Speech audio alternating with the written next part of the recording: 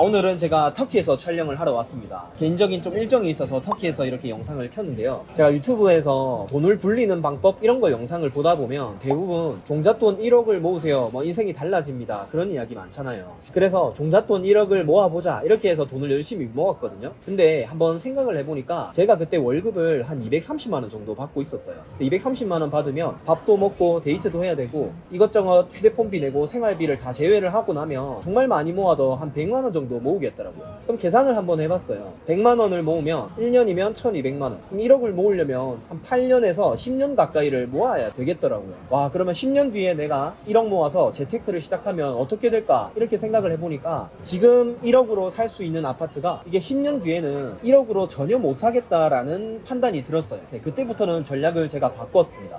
내가 지금 당장 1000만 원 있더라도 어떻게 투자를 할 수 있을까라고 생각을 바꿨어요. 그렇게 하고 나서부터는 부동산 투자라는 걸 바로 집중적으로 공부를 하기 시작했어요. 그래서 제가 이 채널을 만든 이유도 우리 사회 초년생이나 월급을 많이 받지 않더라도 바로 투자할 수 있는 것들은 무엇이 있을까, 그런 분들을 대상으로 같이 이야기를 나누고 싶어서 채널을 만들었어요. 종잣돈 1억 모으는 게 사실 저희같이 이렇게 월급을 받고 하는 사람들은 쉽지 않잖아요. 그래서 1000만 원, 2000만 원으로도 투자할 수 있는 것들을 저희 채널에서 앞으로 많이 다룰 겁니다. 자, 그리고 1000만 원으로 아파트를 투자하는 원리는 이렇다고 보시면 돼요. 제가 지난 영상도 한번 여기 띄워드릴 테니까 한번 보시고요. 예로 들자면 1억짜리 아파트가 있다고 칠게요. 1억짜리 아파트가 있으면 매매 가격, 즉 이 아파트에 샀을 때 가격이 1억인 거예요. 보통 1억짜리 아파트를 살 때 처음에 10% 정도를 돈을 줘요. 그게 보통 계약금이라고 하거든요. 내가 이 아파트를 마음에 든다고 했을 때 처음에 마음에 든다고 현금을 한 1, 200 정도 넣고 그 다음에 계약서 쓸 때 10%를 넣습니다. 그 800만 원을 이렇게 넣는 거죠. 그러면 이제 10%, 1000만 원이 필요한 거예요. 그럼 나머지 90%, 9천만 원은 언제 넣느냐? 3개월 뒤에 보통 잔금을 친다, 이런 식으로 서로 약속을 해요. 그 아파트를 판매하는 사람이랑요.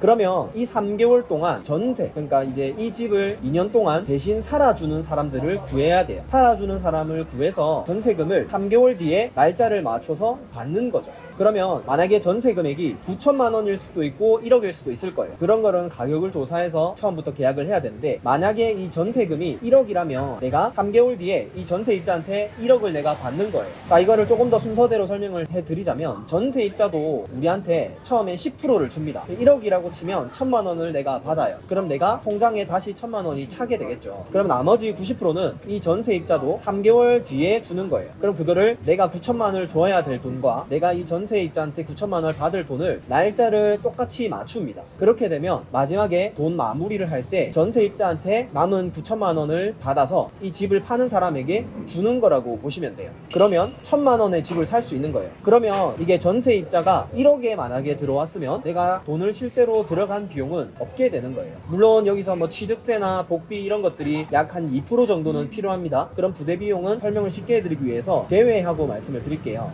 그러면 제가 궁금한 게, 잔금을 치는 날에 전세입자를 맞춰서 3개월 안에 돈을 넣는다고 했잖아요. 근데 만약에 이게 안 구해지면 저는 1000만 원밖에 안 돼. 이거 어떡하죠? 그래서 아마 궁금하신 게, 혹시나 그 3개월 동안 전세입자를 못 구하면 어떡해요? 라는 질문이 있을 수도 있어요. 당연히 그 부분이 매우 중요한데요. 저는 이런 걸 어떻게 접근했냐면, 예를 들면 이 아파트를 전세를 내가 이렇게 놓았을 때 누가 들어올 것인지를 생각을 하는 거예요. 저는 대부분 신혼부부들이 좀 좋아할 만한 그런 아파트를 골랐어요. 오래된 아파트라도 그래도 옆에 학교도 끼고 있고, 그리고 생활시설 이런 것들도 잘 되어 있는 아파트는 한 30년 된 구축 아파트라도 신혼부부들은 그런 쪽을 아파트를 많이 선호하거든요. 그래서 이런 아파트를 먼저 골랐고요. 그리고 이런 좋은 아파트를 골라도 전세 물건이 많으면 내게 안 나갈 수도 있어요. 그래서 처음에 계약하기 전에 내가 그 아파트에 이제 전세를 구하는 척하고 가보는 거예요. 그러면 여기가 전세가 부족한지 안 부족한지를 알 수 있어요. 예를 들면 이런 거예요. 내가 와이프랑 같이 이렇게 아파트를 보러 가면, 전세를 구하러요. 그러면 거기 부동산 소장님이라고 하죠. 보통 이제 아파트를 소개해주는 그 소장님이 있는데, 소장님이 이렇게 집을 보면서 얘기를 해줘요. 아, 여기 전세가 정말 없어. 한 개밖에 없는 경우도 있고요. 아예 없어서 그냥 기다려야 돼. 이런 식으로 합니다. 자, 이렇게 첫 번째를 확인하는 거예요. 그래서 이렇게 한 군데뿐만 아니라 저는 한 3군데 소장님을 전화 통화나 만남을 통해서 전세를 구하는 척 하면서 조사를 합니다. 자, 그러면 첫 번째, 두 번째, 세 번째 모두 다 소개해주는 소장님이 여기 전세 그냥 다 줄 서고 있다, 보여줄 집이 없다, 이렇게 나오면 전세는 정말 귀한 거예요. 그리고 두 번째는 저는 네이버 부동산 이런 데 들어가서 실제로 전세 숫자를 볼 수 있어요. 그런데 여기 주변에 비슷한 컨디션 아파트의 전세가 아예 000이면 정말로 귀한 거다라고 확신을 할 수 있을 겁니다. 그러면 이런 데에 전세를 내면 어떻게 되냐면 내가 전세로 빈집을 내놓잖아요. 그러면 일주일이면 계약하려고 하는 사람이 나타났어요. 지금까지 한 5번, 6번 이상 했을 때 거의 다 저는 일주일 안에 다 구했어요. 그렇게 전세를 구하는 게 첫 번째입니다. 그러면은 말씀하신 것처럼 전세 수요 확인하고 집을 사면은 거의 100% 안전하다라고 봐야 되나요? 아니 뭐 위험하거나 이런 거 없어요? 두 번째 또 조심해야 될 건 지금은 이미 지어진 아파트만 봤잖아요. 두 번째 보셔야 될 거는 여기 주변에 새로운 아파트가 입주하는지를 봐야 돼요. 입주라는 게 무슨 뜻이냐면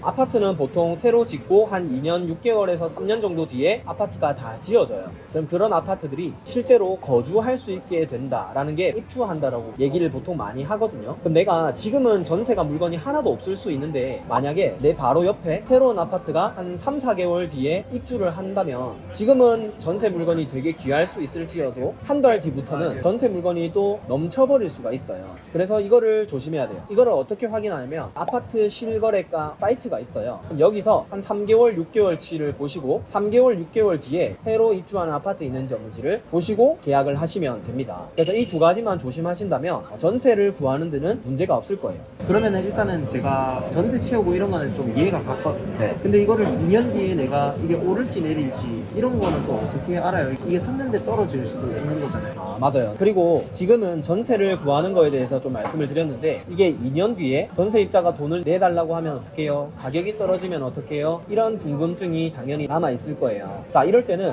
어떤 지역을 선정하는지가 되게 중요한데요. 처음부터 지역을 정말 좋은 지역, 2년 뒤에 지금보다는 무조건 오를 수 있는 지역을 고르는 게 중요해요.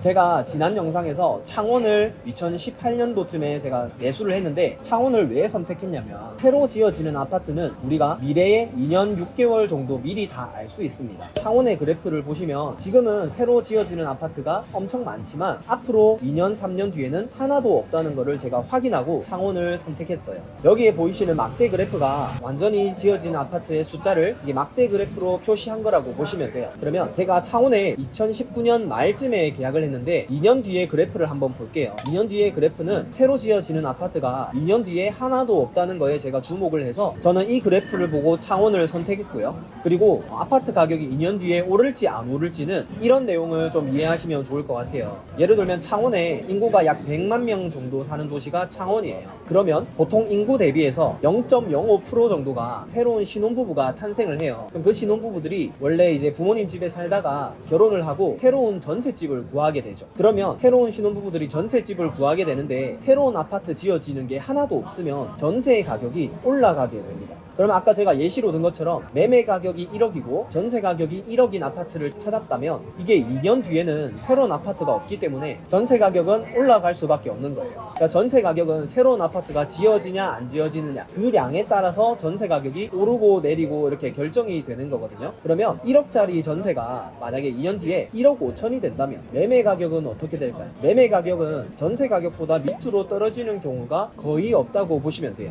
그래서 2년 뒤에도 새로 지어지는 아파트가 없다면 전세 가격은 오르겠구나 라고 생각을 하시면 됩니다. 그러면 전세 가격이 매매 가격이랑 그렇게 큰 차이가 안 난다면 전세 가격이 올라가면서 아파트 매매 가격도 같이 올라가게 되겠죠. 내가 만약에 2년 뒤에 나의 집에서 전세로 살던 사람이 1억 다시 돌려주세요 이렇게 하잖아요. 그럼 2년 뒤에는 1억 5천이라는 시세가 되어 있기 때문에 돌려주더라도 새로운 전세입자를 1억 4,500에 구하면 됩니다. 왜냐하면 2년 뒤에도 새로운 아파트가 아예 없는 지역은 2년 뒤에도 전세를 구하는 게 지금과 같이 매우 귀할 거라고 예상을 하는 거죠. 다시 한번 정리를 해드리자면 지금 매매 가격이 1억이고 전세 가격이 1억인 아파트를 샀을 때 2년 뒤에 새로운 아파트가 여전히 하나도 없는 지역에 이렇게 매수를 하는 거예요. 그러면 2년 뒤에 전세 가격은 아까 제가 새로운 아파트가 많이 없으면 전세 가격은 오른다고 말씀을 드렸잖아요. 그럼 이 전세 가격이 1억 5천까지 오르면 매매 가격은 1억 5천 이상으로 오르게 됩니다. 왜냐면 매매 가격은 이 집을 빌리는 대가보다 떨어질 수가 없어요. 그러면 1억 5천보다 무조건 오르게 되니까 이런 식으로 저는 지역을 선정하고 아파트를 선정하고 저는 이 두 가지 기준으로 선정을 했다고 보시면 됩니다. 이 두 가지 기준을 가지고 하면 보다 안전한 투자를 하실 수 있을 거라고 생각해요.